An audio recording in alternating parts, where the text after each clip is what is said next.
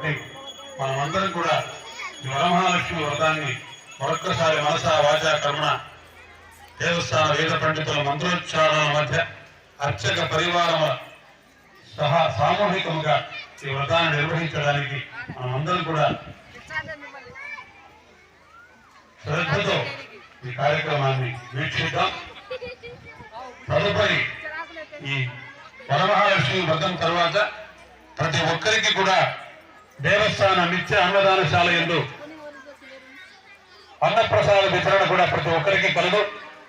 భక్తులు కూడా యాత్రికులు, భక్తులు, మహిళామణులు, వారి కుటుంబం అందరూ కూడా ఈ కార్యక్రమం పూర్తి అయిన తర్వాత అన్నప్రసాద వితరణలో కూడా పాల్గొని శ్రీ వరమహాలక్ష్మి అమ్మవారి సేవలో తరింతురుగాక.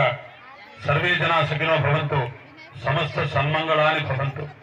చూడండి, అమ్మవారిని ఎంత ఆనందంగా మహాస్నపనాంజనం వేద పండితులు మంత్రోచ్చారణల మధ్య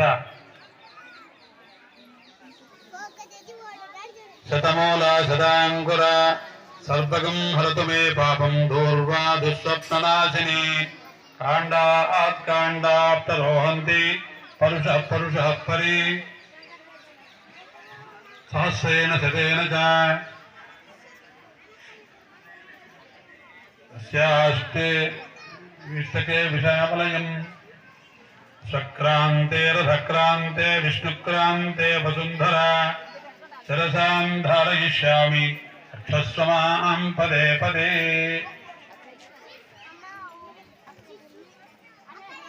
బ్రహ్మవారికి మహాభిషేకం మహాస్నపనాంజనం పూర్తయినది.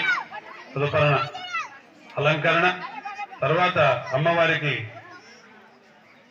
వరమహాలక్ష్మి అమ్మవారికి ప్రత్యేక పూజ విధానం కూడా జరుగుతుంది.